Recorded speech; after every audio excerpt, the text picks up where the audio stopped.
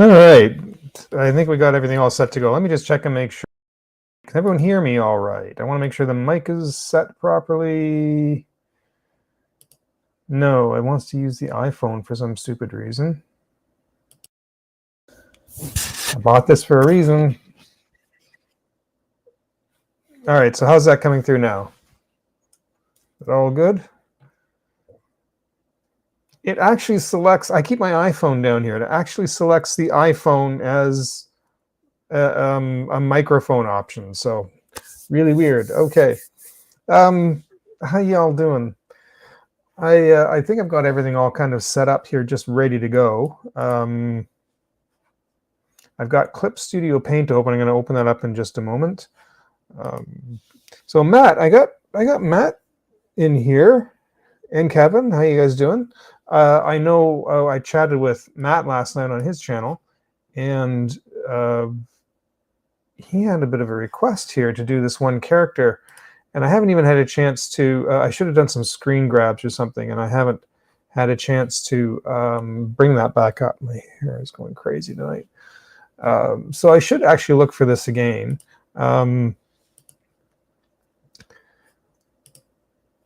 Little backstory. I used to work years and years ago.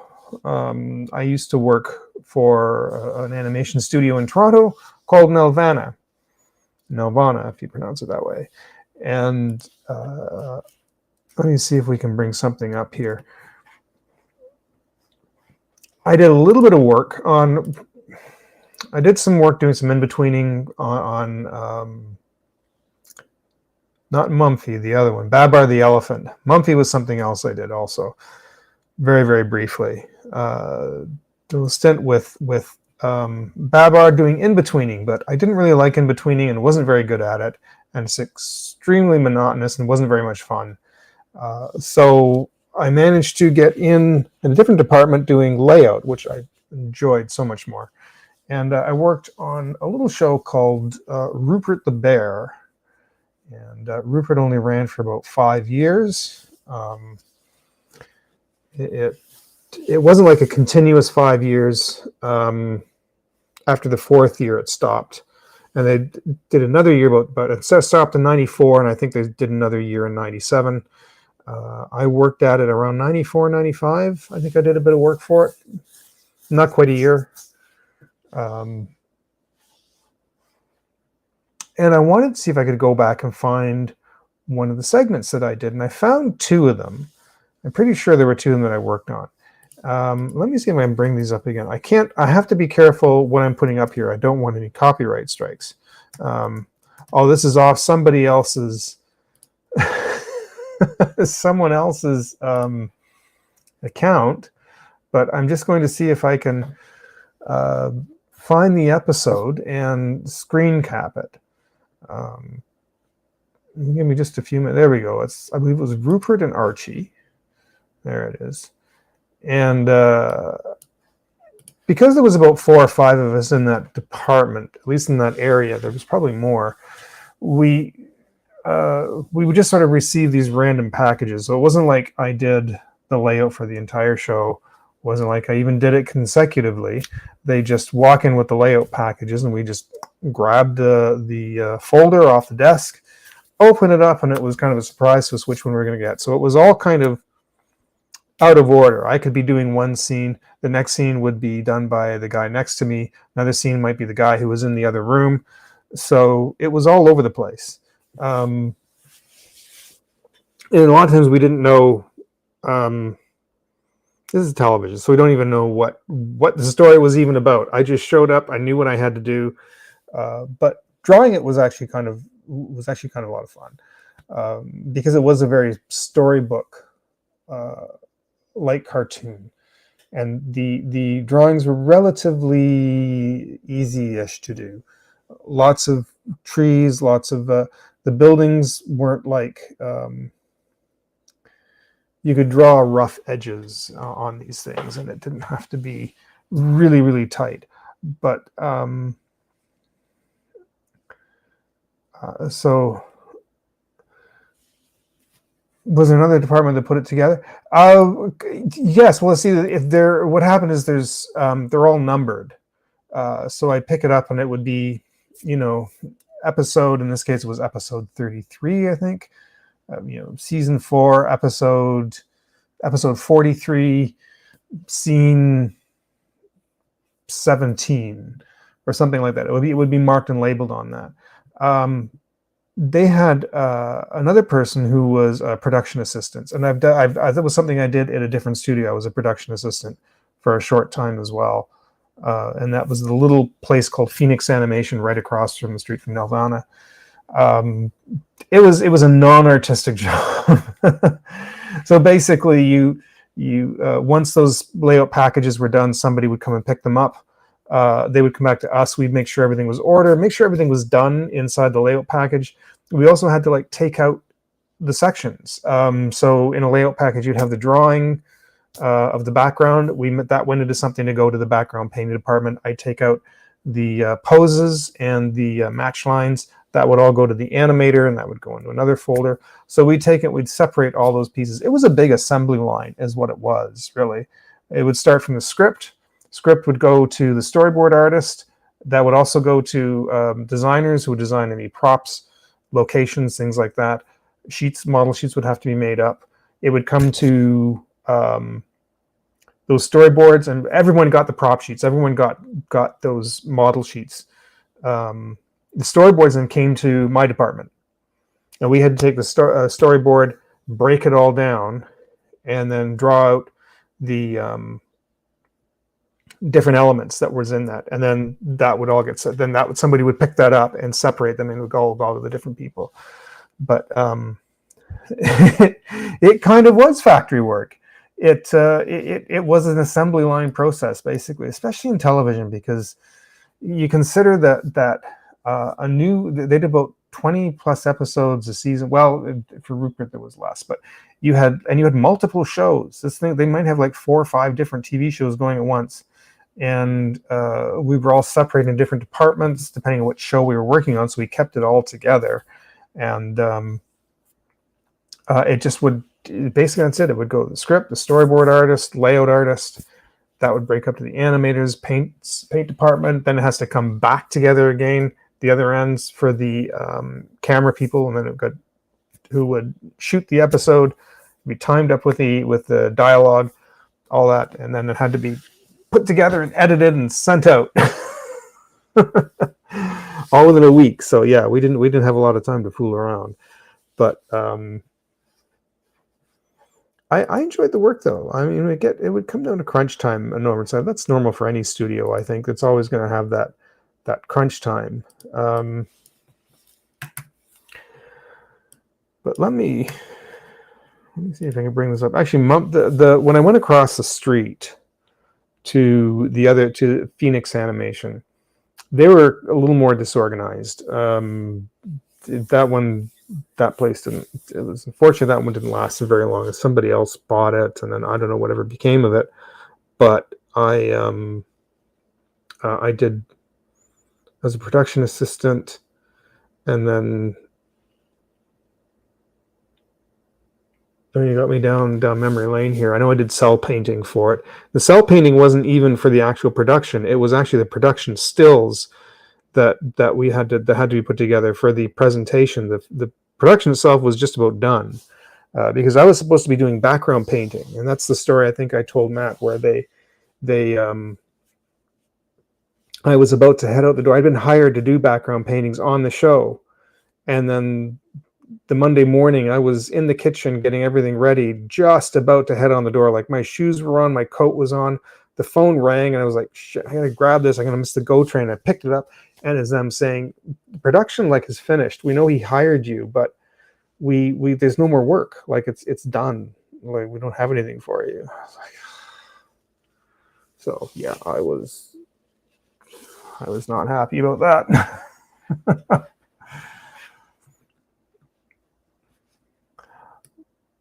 But in chatting last night, I did find one of the scenes that I did do work on. It's funny I stumbled across it because I've looked for some of it before and could never seem to find it. And then when I came across this, I went, wait a minute. I think we this is something I worked on. And there was a little robot in this episode. I never drew the robot. The scenes that I didn't involve him. It was all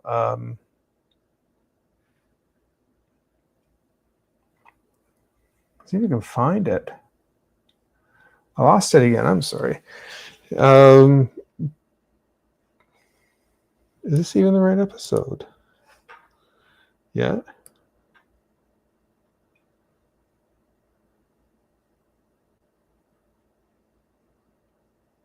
Oh, I found it. It was just the character standing at the door. That's right. Yeah. Yep. 12-minute mark. Okay. There we are. It was trying to skim through it and it went by so fast. But it was just these it was just the front of the building when the character comes out.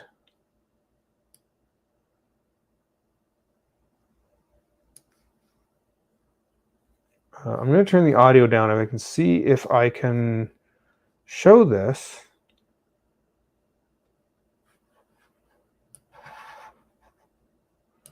On screen. And then I'm going to see if I can kind of well, Matt, you were asking if I could draw the robot, and he shows up just in a couple of scenes after. If I can get the share to work. There we go. I think we got it.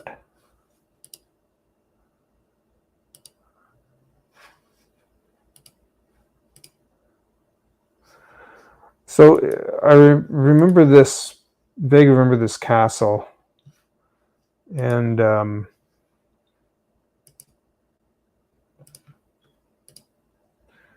it was right here. So this and this guy stepping out the door.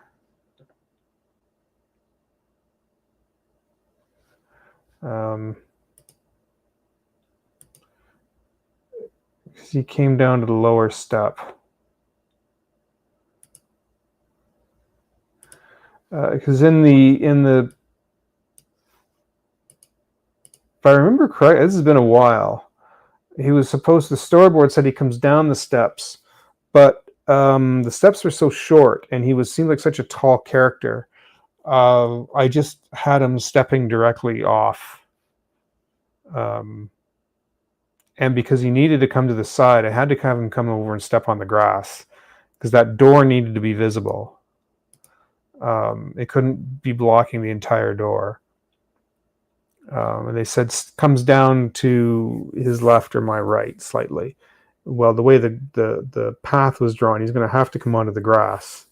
So it sort of was kind of unusual, but it's also something you don't really think about. Like if you were actually stepping out the door, you'd come out and you'd step onto the path. But and there it pans over and then it cuts to them. That was somebody else that did that.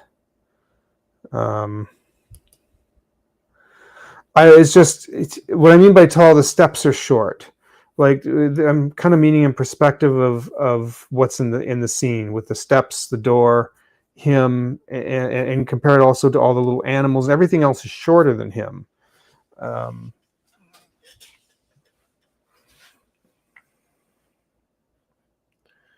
So I remember doing this. That was a cut to a close-up because I thought it seemed odd that, whoops, it didn't really, it's the way they had it in the storyboard because there's a window there. There's the window. Pans across. Remember that. They run in. Yeah, you can see it there.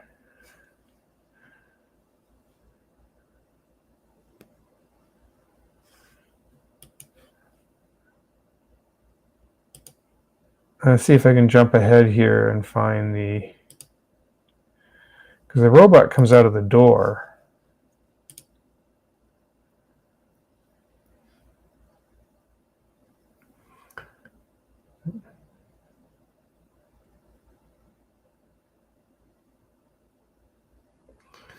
It's weird when you have to, oh, there he comes. When there's a subtle, the mouth is animated on a different level unless the whole head has to move. And so you have to try and show movement, but without animating the entire character. it's the way it's saved on. Oh my god, I forgot about that. It has to do with like the way they save on Cell Paint.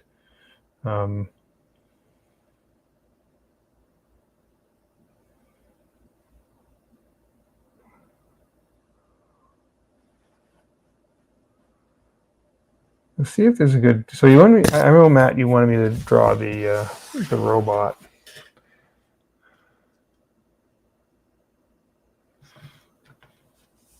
All those trees.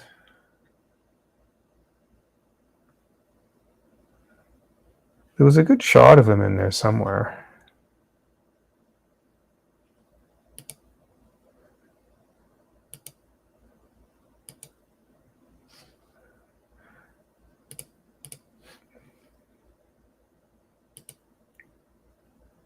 Let me see if I can bring that up. All right.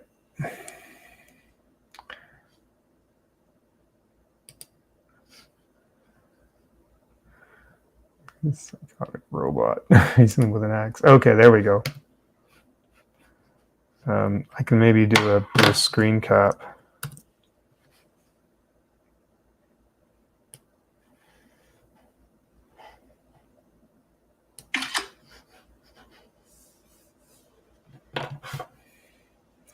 There's some aspects of it that the painter will add in. I kind of draw the outline, but as you can see, like there's a lot of texture in the bricks and in the wall here. This is all the painter that added a lot of this in. Some of the texture, we're putting a little bit in, I think, under the bricks, but the painter added a lot more, like the notches out of the edge of the building, and he has to give it some lighting and shadow and all that. We just do a straight line drawing. So let's see if I can close that.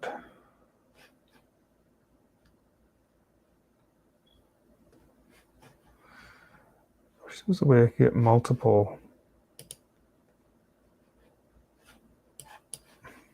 screens in one screen.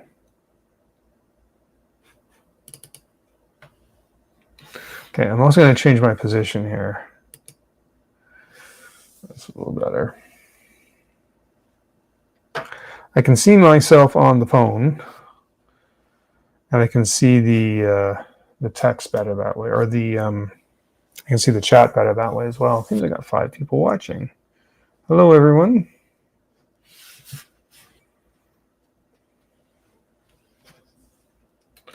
I'm going to move this over. We'll get there in just a moment. We're getting there.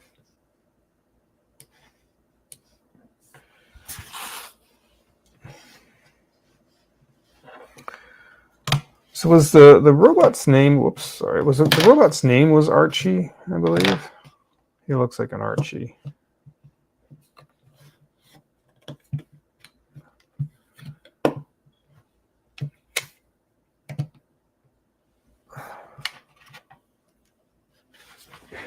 Right. I was got into a conversation a little bit, kind of online. There's another artist I started following, and he's young fella from the UK, and he doesn't have a huge following yet. And I've been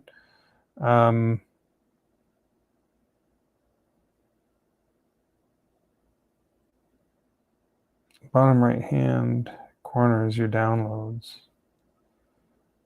It's by the trash. Oh, okay.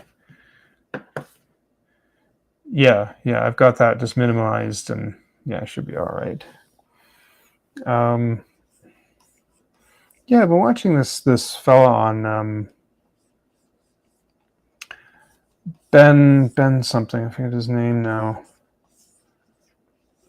From the UK, and he has a small channel, and he's kind of a struggling artist as well on YouTube. And nice fella. He's very quiet, soft-spoken, and he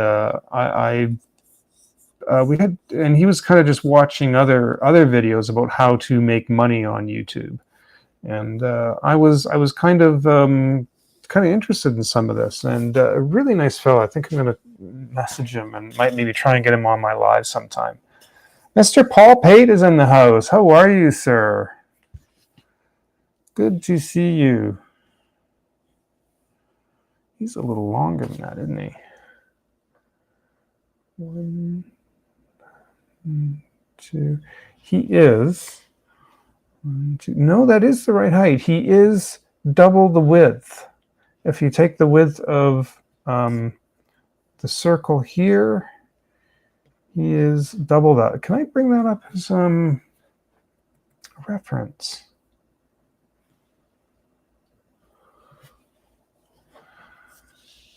I'm drawing this funny little robot character from Rupert the Bear, and I'm just seeing if I can open a reference on here so people can kind of see what I'm drawing, or maybe I should just draw it and let people be surprised.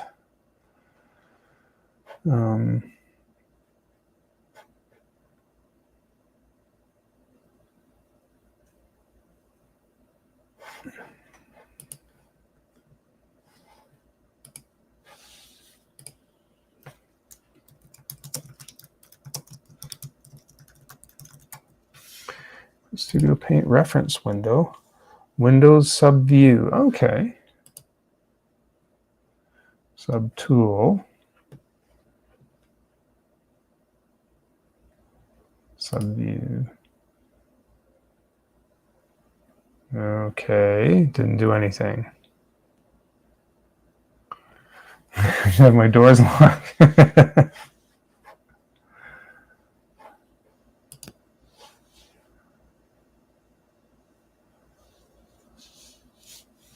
This house makes so much noise.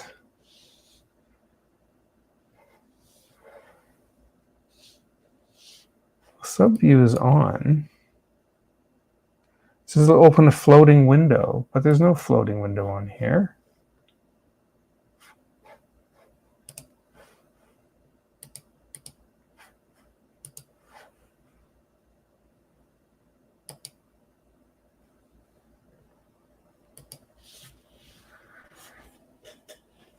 Just to open a window you can drag and drop things into, but I'm not seeing it.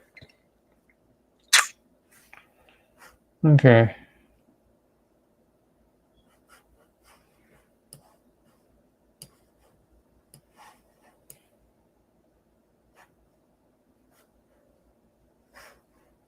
That's what we're going to be drawing.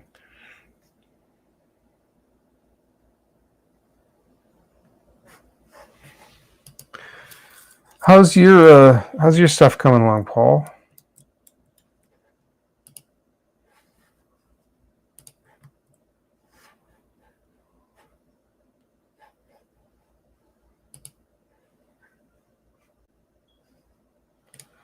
Edit, transform, and scale. And we can do it this way. So it's on another layer. I can keep it tucked aside though a little bit.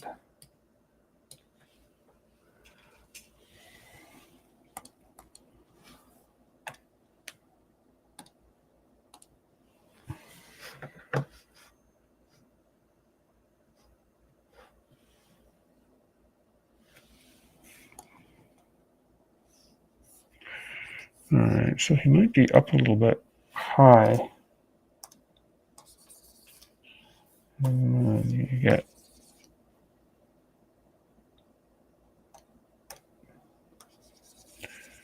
not getting any. Oh, except because I have the eraser on, that's why. That kind of makes a difference, doesn't it? Like wondering, why isn't this making any lines?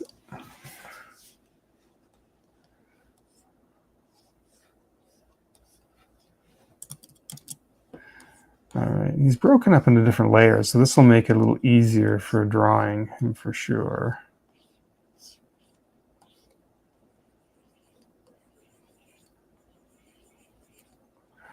I love the fact his head is a colander.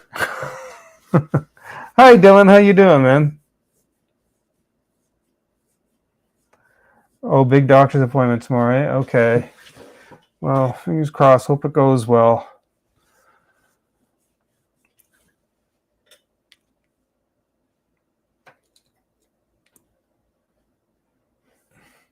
I just realized I got to open this up 1 second. I just noticed his his head's a colander and there's a little light bulb on. What else is on? So I guess he's been put together. It's a shopping cart wheel.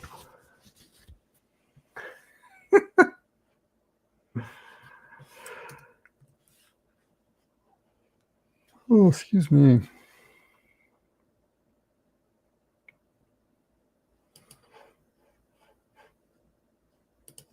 I don't know if that needs to stay in there. Whoops.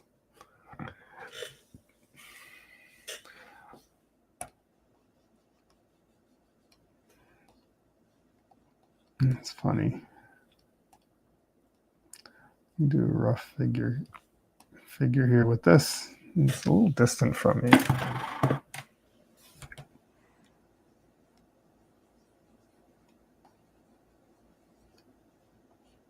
We'll get kind of the center line for that.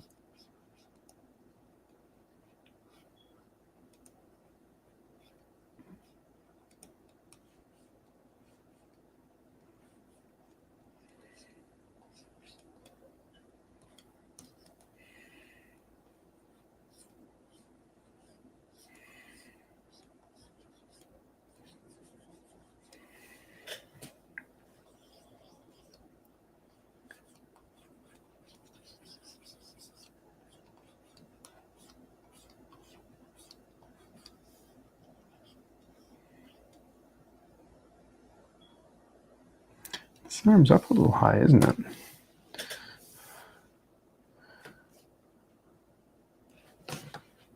Well, let me see if I can go back and do this. Upside down, drain the spaghetti. I'm carrying spaghetti. So, all right, I found my DS Lite a couple hours ago and I've been playing with it for... Oh, all right.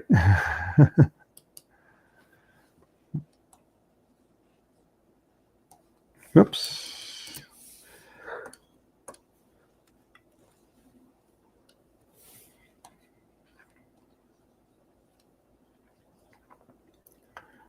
His arm is attached a little too high on this side. I might bring it down just for myself here, just for this drawing, because I think his arm, I mean, again, something you don't think about, but technically it should be, if his arm is in between these two sort of connecting areas, then it would be connected there on the other side, and then should be coming up here, should be coming right up there.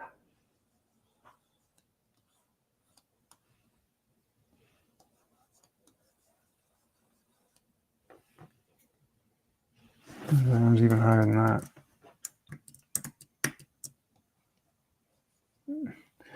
Because it's going by the top of the eye, just above it, so I've lowered him slightly, so it should be going right about there.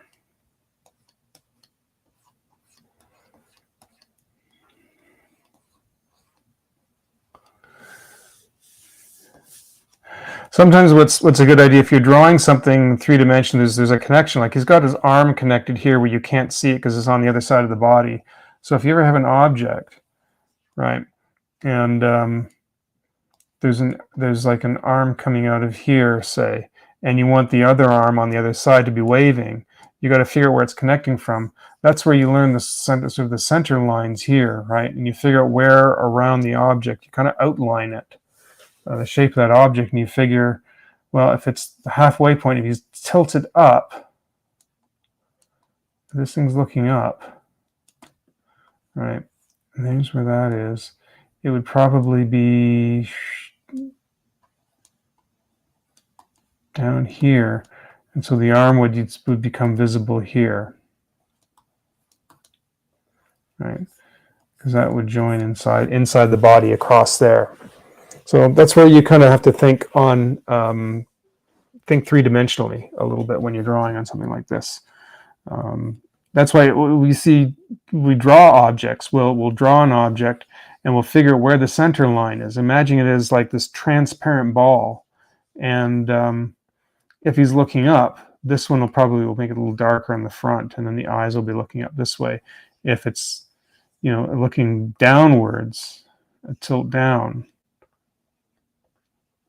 right, and see that line on the other side. So you can even draw like the center line as well for that to figure where things are. Whoops.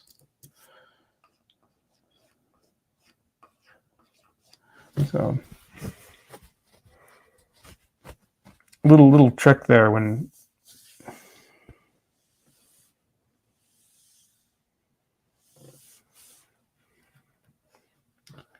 let's erase that.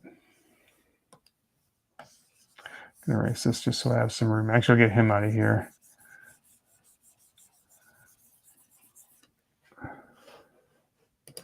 Paul says you're watching an interview with Genndy Tartakovsky. Oh, okay. Season 3 of Primal is coming. I heard that. Yeah. I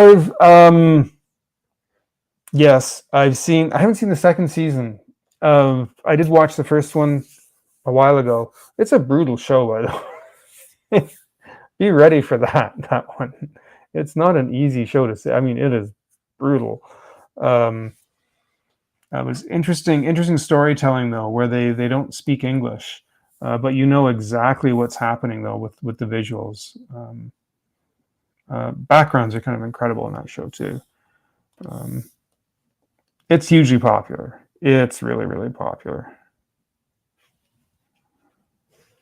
and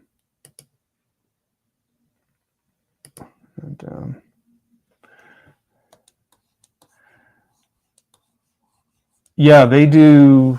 I mean, they do it like this on tablets, but it is hand done. There's no computer animation. They don't use Maya. I don't even think they use what's it called? They use a method to animate which I can't stand called bone bending. So you draw the character, and it sort of creates these little long triangles through the section of the limbs, and so what it does is it takes a single drawing but just bends it. It bends. You can move the drawing almost kind of like stop motion by bending it, but you lose the three-dimensionality. You still have to do additional drawings, but it ends up being very flat, and the head kind of just sort of moves back and forth, and everything looks like it's all pinned together like cutouts moving like that. And a lot of studios started following that type of method, and I couldn't stand it because there was no natural turning with the hands or with anything. It was just this sort of cutout that would just sort of move, I guess, while it was talking, and then it was the mouth and face would just sort of bend as opposed to actually animating it, and that kind of stuff I couldn't stand. But it's nice though that this guy, when he did Primal, did it all. Kind of chose to have this done and produced in a traditional style.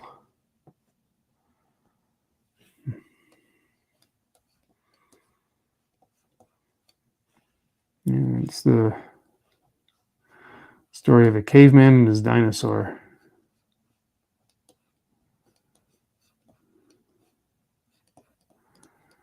But it's just it is a rough sit through though. Boy, it's kind of a lot of sad parts and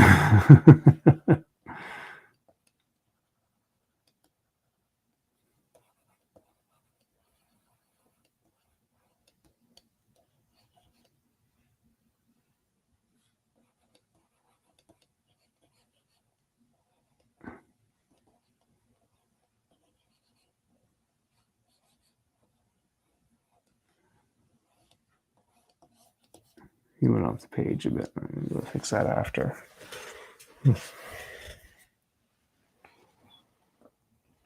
Made your kids watch it.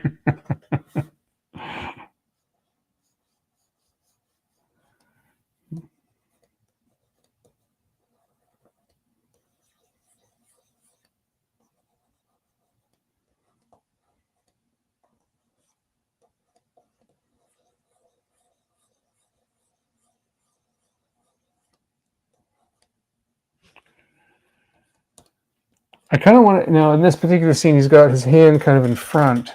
I'm going to draw the. I'm going to put the hand outside the this, even though he's covering it in the drawing. I'm just going to make the hand kind of outside that.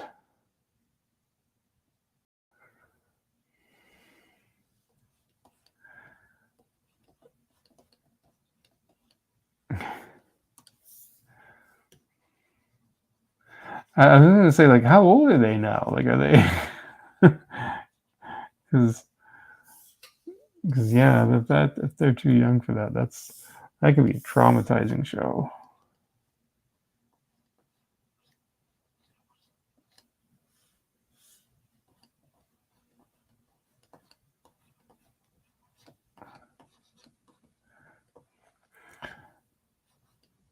So I discovered.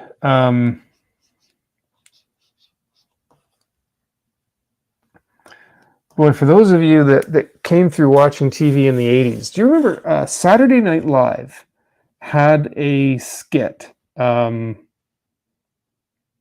had a skit called The Coneheads. That wheel is way off. I'm going to erase that and do that again. That looks terrible. What is wrong with me? And apparently it was just 26 years ago tonight. 36 years ago, I think. Sorry. They did an animated version of the Coneheads.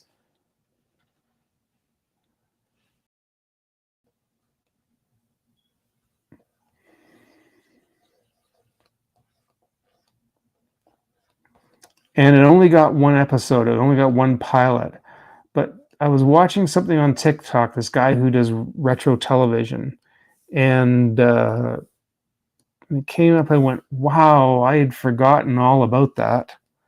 Yeah,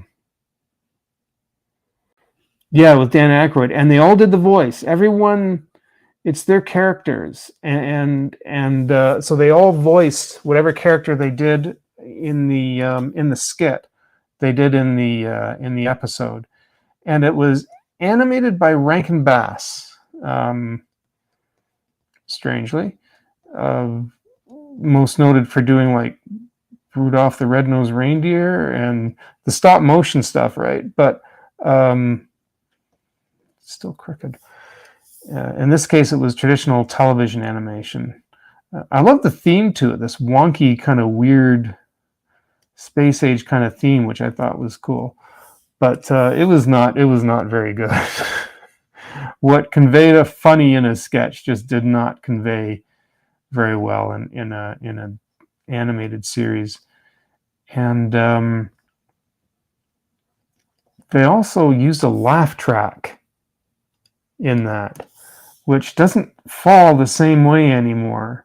Like, I noticed that's the one awkward thing when watching a lot of old cartoons, like Flintstones and all that stuff. When they add in a laugh track, like telling you, like, okay, you have to laugh here, laugh here.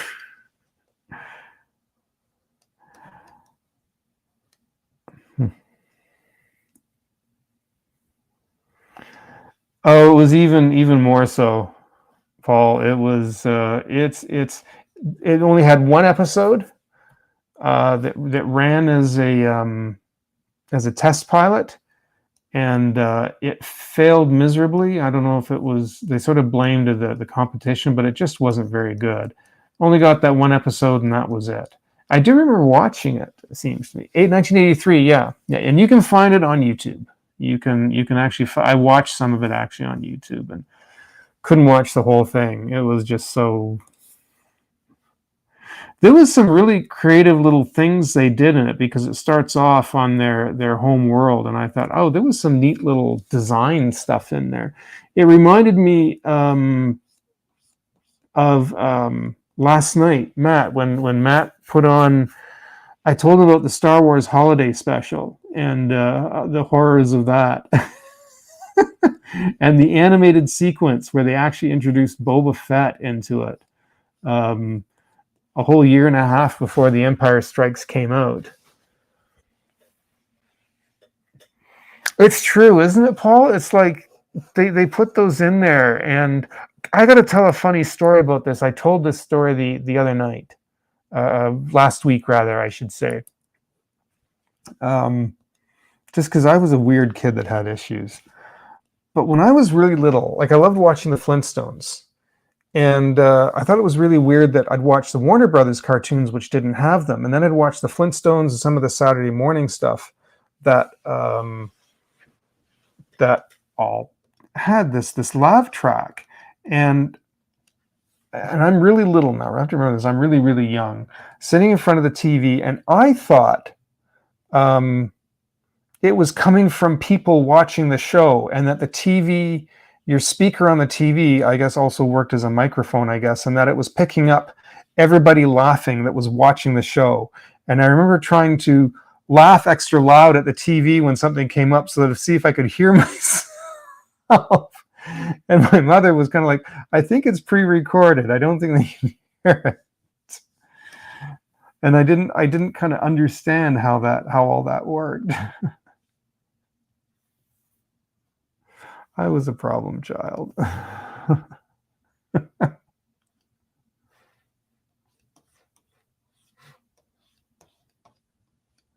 This is off. That's a shame because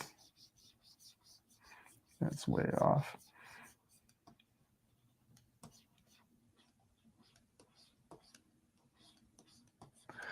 I was telling that Paul Pate, you know Jim Luhan. When I was telling that story last week, Jim Luhan had to message me later and said he got a real laugh out of that story, that I was trying to laugh at the TV so I could hear myself.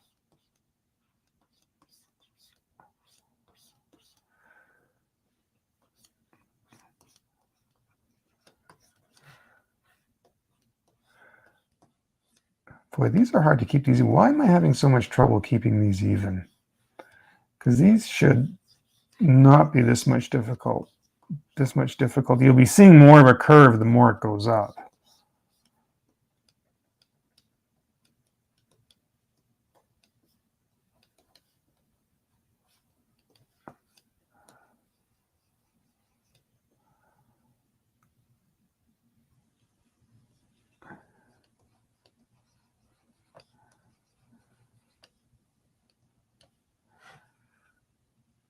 The funny things we sort of, when we can't really fully comprehend when we're young, and we just sort of,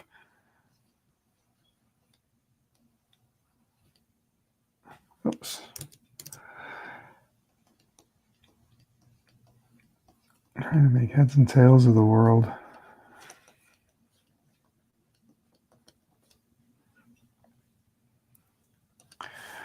So it's a little off. The proportions are a little bit off, but that's fine for this. It's been a while since I've done this.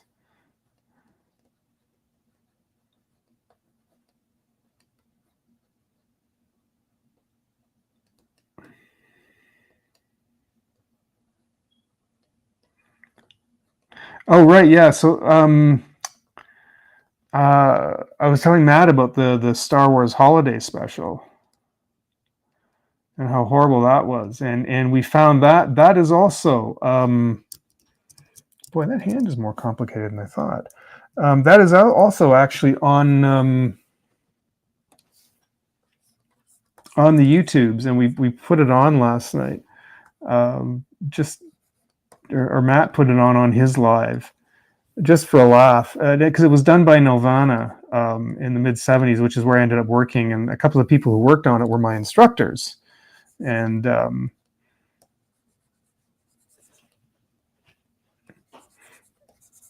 fix that. So yeah, that was. But this really, it had a kind of an interesting, really loose style. The caricatures of the main actors were pretty out there. Poor Harrison Ford. It was, I don't know who designed Han Solo, but wow, that was something else. But when I watched that,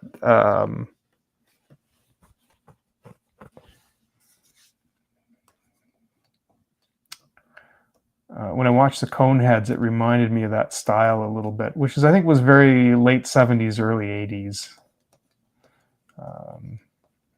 Rock and Rule was kind of done in that style, right? So.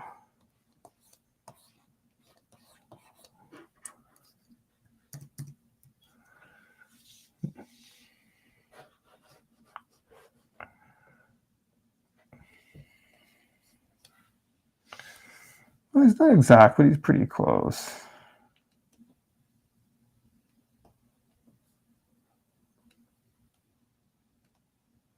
Oops.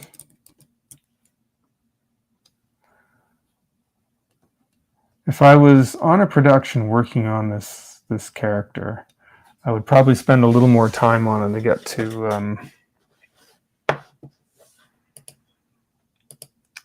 Yes, they did more than once. Did a crossover episode with the Flintstones, and I do have to say it was one of my favorite. Yes, yep. They did it in an episode. Might have done it more than one, and I think they. Correct me if I'm wrong.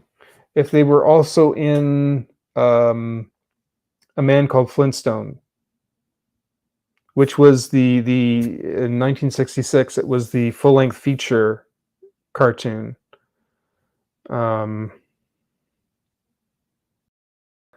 I think they did.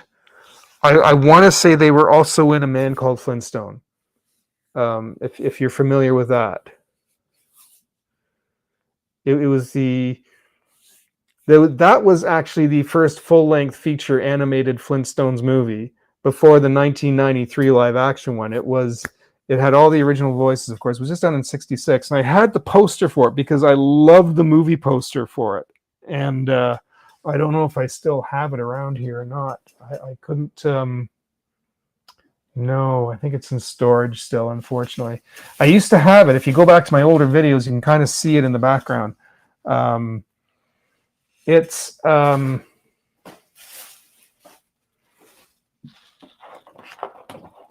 here's Godzilla versus Megalon. No, I have to. It might be here, it might not be. I'd have to look around for it. It's definitely, you feel like it's really aimed at kids. Like there's a whole segment like just getting Dino to the vet. This whole long while they go because they're going to take a vacation, and some of the segments take like a long time to get through, or just getting him in the car because they're going to take him to the vet. There's like a whole segment in of itself.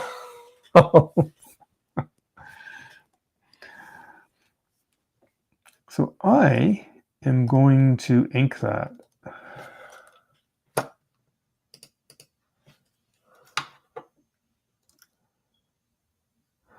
Oh, no worries. This will take a while, Kevin. Take your time. I might even take a break in a few minutes. So we'll be here. I'm going to name my layer. And if you're ever working in one of these art programs, it's underneath my image here. 1 second. I really recommend going into your layers and naming your layers. Call them what it is. I call this one sketch. The one above that is going to be ink. And then afterwards, I'll put one under the ink called color. And